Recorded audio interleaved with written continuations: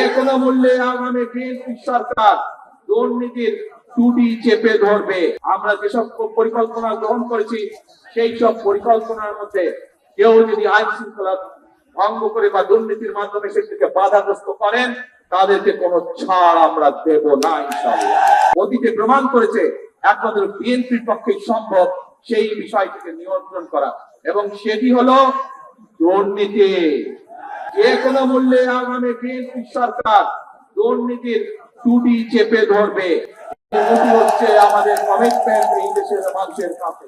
কারণ বিএনপি সরকার অতীতেও প্রমাণ করেছে 96 সাল থেকে 2001 সাল পর্যন্ত যেই সরকার ছিল তারা দুর্নীতিতে দেশকে নিচের দিকে নিয়ে গেছিল। 2001 সালে যখন দেশনেত্রী খালেদা জিয়া আপনাদের রায়ে দেশের দায়িত্ব পান তখন ধীরে ধীরে ধীরে দেশনেত্রী খালেদা জিয়া দুর্নীতির করাল গ্রাস থেকে দেশকে বের করে নিয়েছিল। অপরাধীর পরিচয় কোন দল দিয়ে নয়, অপরাধীর পরিচয় সে আইনের দৃষ্টিতে অপরাধী, এবং অপরাধী যেই হোক তার বিরুদ্ধে দেশের আইন অনুযায়ী ব্যবস্থা হবে। কাজেই দুর্নীতি যেই করুক, দুর্নীতি যারাই করুক, তাদের বিরুদ্ধে দেশের আইন একইভাবে প্রযোজ্য হবে।